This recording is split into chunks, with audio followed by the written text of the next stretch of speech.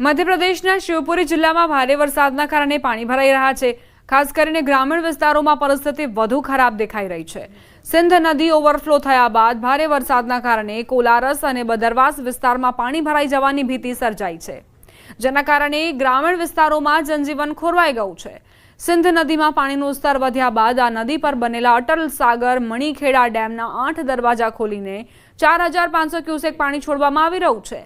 પાણીના જોરદાર પ્રવાહમાં ફસાયેલા લોકોનું એસડીઆરએફની ટીમે રેસ્ક્યુ કરી સુરક્ષિત બહાર કાઢ્યા। બીજી તરફ ભારે વરસાદના કારણે ઘણી શાળાઓમાં પાણી ભરાઈ ગયા હતા।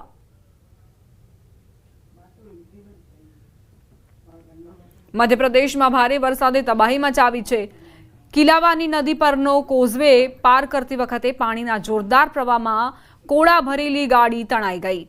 બહિશિવપુરી કોલારસ તહેસીલ વિસ્તારના કિલાવાની રાય રોડ પર વહેતી કિલાવાની નદી પર બનેલા કોઝવે પાર કરતી વખતે પાણીના જોરદાર પ્રવાહમાં કોળા ભરેલી ગાડી તણાઈ ગઈ। કિલાવાની ગામના રહેવાસી ખેડૂત જયપાલ ધાકડ ગ્વાલિયર બજારમાં વેચવા માટે આ ગાડીમાં કોળા લઈ જઈ રહ્યા હતા।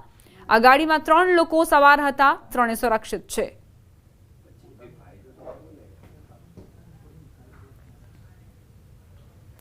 મધ્યપ્રદેશના શિવપુરી જિલ્લામાં સતત ભારે વરસાદના કારણે વિવિધ વિસ્તારોમાં પાણી ભરાઈ ગયા છે અને પૂર જેવી સ્થિતિ સર્જાઈ છે।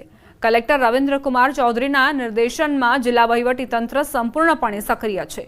એસડીઆરએફ અને હોમગાર્ડની ટીમો રાહત અને બચાવ કામગીરી માટે વિવિધ અસરગ્રસ્ત વિસ્તારોમાં સતત કાર્યરત છે। આજે જિલ્લાના ઇન્દાર તહેસીલમાં સ્થિત જારમાઈ ગામમાંથી કુલ 20 લોકોને સલામત સ્થળે ખસેડવામાં આવ્યા હતા। તેવી જ રીતે કોલારસ તહેસીલના સજાઈ ગામમાં બચાવ કાર્ય પૂર્ણ થયું છે। તે જ સમયે નરવર તહેસીલના સગૌલી અને સુદાપુરા ગામોમાં રાહત ટીમ દ્વારા બચાવ કાર્ય ચાલી રહ્યું છે। તહેસીલ બદરવાસમાં ફસાયેલા 6 બાળકો, 2 મહિલાઓ અને 1 પુરુષને સુરક્ષિત રીતે બહાર કાઢવામાં આવ્યા। આ ઉપરાંત બિજરૌની ગામે ફસાયેલી 5 મહિલાઓને બહાર કાઢવાનો પ્રયાસ કરાઈ રહ્યો છે।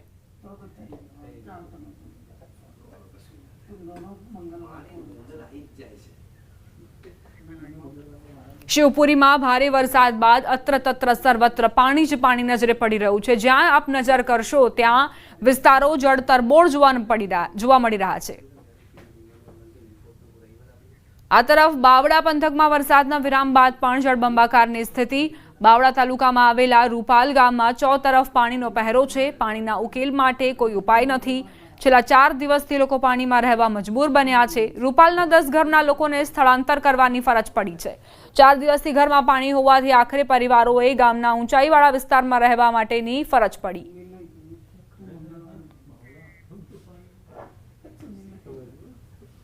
બાવળાના રૂપાલ ગામ તરફ જવાના રોડ ઉપર અત્યારે અમે છીએ અને મારી પાછળ જુઓ તો એટલું બધું પાણી ભરાયેલું છે કે અહીંના લોકો છે મહા મુસીબતે આ પાણીમાં રહેવા માટે મજબૂર બન્યા છે। લોકોનું અનાજ પણ આ પાણીમાં પલળી ગયું છે। જીવન જરૂરિયાતની વસ્તુ લેવી હોય તો પણ ખૂબ જ મુશ્કેલી અનુભવાઈ રહી છે। 4 દિવસથી લોકો જે છે આ જ પાણી વચ્ચે રહેવા માટે મજબૂર બન્યા છે। નાના બાળકોને હાથમાં લઈને તમામ લોકો છે તે બહાર આવવા માટે મજબૂર બન્યા છે। બેન, આગળ શું સ્થિતિ છે મને કહેશો? ખાવાનું અનાજ બધું પલ્લી ગયું છે। ઘરમાં રહેવા માટે મકાન નથી એમના પાસે। કેટલા દિવસથી એ આમ તેમ ફર્યા કરે છે। મકાન પાણીમાં છે અને અમારી બાજુ પાણી નતું। આ 2 વર્ષથી બહુ પાણી છોડે છે। અમારે ઘરની બાજુમાં અમારે પાણી છે। અમારે તે તકલીફ તો અમારે બહુ જ છે। એટલે અનાજ બધું પલળી ગયું? અનાજ બધું પલ્લી ગયું। તો રહેવા ક્યાં રહો છો? ધાબા પર? ધાબા પર બીજાના ઘરમાં લઈ ગયા છે બિચારા દયા ખાઈને। એમના ઘરમાં રહ્યા છે અત્યારે હાલની પોઝિશન એમને। ઘર આવા છે કે જેમાં 6, 7, 10 ઘર છે આ બાજુ। 10 હા, 10 ઘર છે આ બાજુ। હા, ગામમાં તો 10-15 ઘર છે। 10-15 ઘર છે। તો આ પાણી બાજુ જે 10-15 ઘર છે એ જ પાણીમાં છે? હા, એ જ પાણીમાં છે। આ બધા ઘર પાણીમાં જ છે। આ લોકો તો ઘરે મેકીને જતા રહ્યા બિચારા। અમારું ઘર આખું પાણીમાં છે। પાણીની અંદર આખું ઘર છે। અમારું ભેંસે એક મરી જાય પાણી। એ જોઈ લો મારો વાળો હેડો તમને લાઈવ બતાવું। એની અંદર આટલું પાણી છે। મારા ઘરની પોતાની અંદર ભેંસ મરી જાય નુકસાન કોણ આપે? 90,000ની ભેંસ લાવ્યો તો પાણીમાં જ મરી જાય। પાણી આવ્યું એમાં જ તે।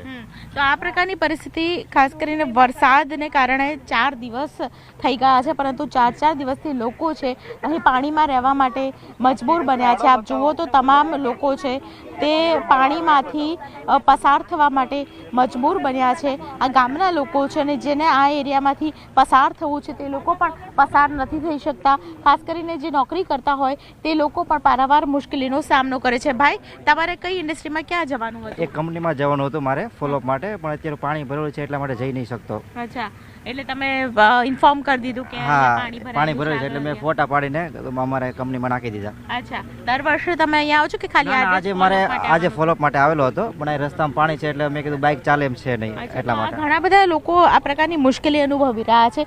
દરેકની અલગ અલગ વાત છે, પરંતુ ખાસ ગામના લોકો જે છે તે બહાર રોડ ઉપર આવી ગયા છે, કારણ કે ગામમાં એટલું બધું પાણી ભરાયેલું છે કે અહીં કોઈ પણ સ્થાનિકે રહેવું ખૂબ જ જરૂરી છે, કારણ કે અંદર જેટલું ઊંડાણવાળું પાણી છે તેને કારણે લોકો છે તે સ્થાનિકોને કોઈ પણ પ્રકારનું સાહસ કરવા માટે રોકી રહ્યા છે.